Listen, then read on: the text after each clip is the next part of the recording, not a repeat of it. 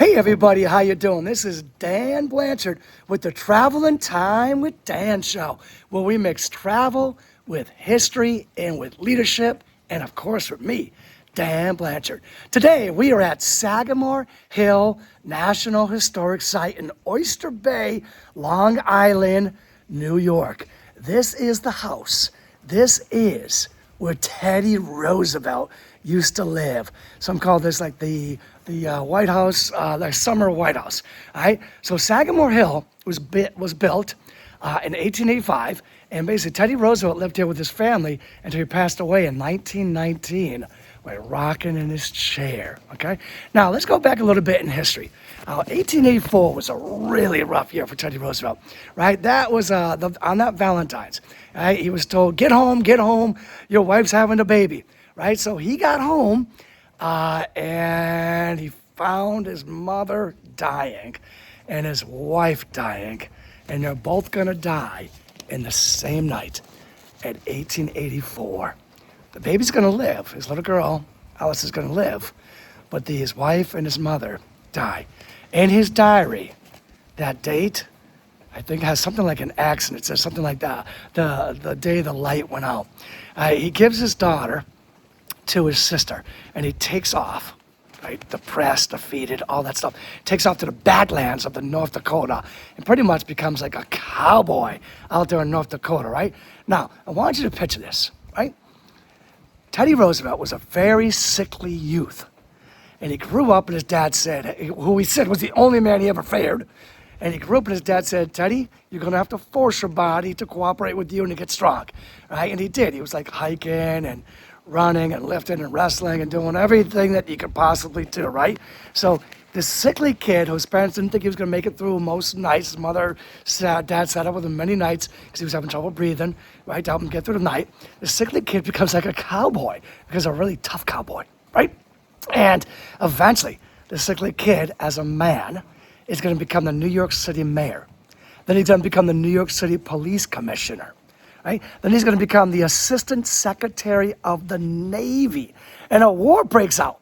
Right? And instead of taking the Assistant Secretary of the Navy, keeping that more comfortable, safe job, right? He gets back together with a bunch of his guys from the Badlands and a bunch of guys that he met like in the Ivy College circuit, Harvard, etc. That's where he went. And he forms a group called Rough Riders. And they go off to war, and he becomes a war hero. I mean, how crazy is that? Right, and he comes back, and later on, becomes governor, New York governor. He's out there banging away in the politics, right, getting tough with those guys in the politics, and they want to like remove him, get him out of the way, put him somewhere. So they make him vice president of the United States of America. Yes, vice president, and then boom, he becomes president of the United States, the youngest president this country's ever had. And something that he did, which I really liked, was he always said, speak softly and carry a big stick. Kind of liked how he said that, right? He did a lot of stuff. He believed in the strenuous life is what he believed in, right?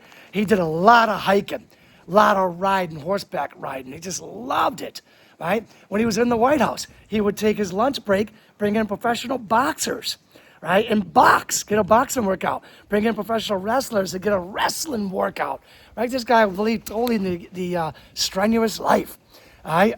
He was a progressive reformer as a president. He was a trust buster. He believed in the square deal, right? He wanted people to have a square deal. These robber barons, were making it really tough on the regular person. So he wanted us all to have a square deal, and eventually he got shot during a speech. And he got shot, and then he stood back up, and he was like, no bullet's going to stop me, right? Crazy what this guy did, but it's amazing. People freaking loved him, right? He was a big conservation leader. People wanted to drill in the Grand Canyon. He said, no way. He created all these national parks to protect our national treasures and beauties for future generations, right? He was the first president to win a Nobel Peace Prize during the Russian and Japanese War, the Russo-Japanese War. He got a Nobel Peace Prize for that, right? So this Sagamore Hill, like I said, this is like the summer White House. And this place was filled with books and noise and lots of animals of all types. Some people say it was almost like a zoo in disguise, right? And I remember reading about his kids were, they were rowdy. They were fun-loving, rowdy kids. He was a big family man. And I remember somebody in the White House said, Teddy, could you, or probably Mr. President, do you think you could get your kids under control? And he was like, listen, I could either run this country or get the kids under control. Which one do you want me to do? Right? I can't do both, right? So he really encouraged his kids to be fun-loving, rowdy, loud kids, of their own personalities.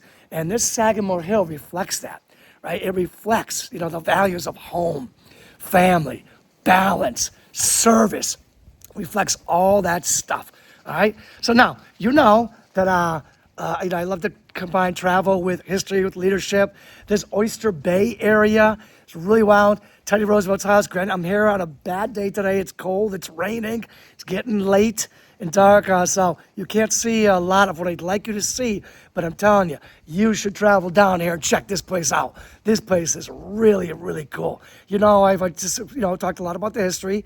I briefed on, the history of Teddy Roosevelt and Sagamore Hill, and I want to talk about the leadership. I would say the leadership lesson here today is a strenuous life.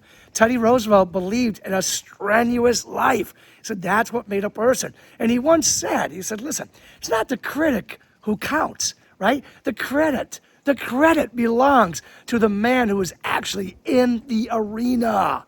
That's huge, people. That's huge. Listen, thank you for spending some time with me today on the Travel and Time with Dan show, where I mix travel with history and with leadership. And I'm going to be back real soon with another episode to share some other really cool stuff with you. Take care now.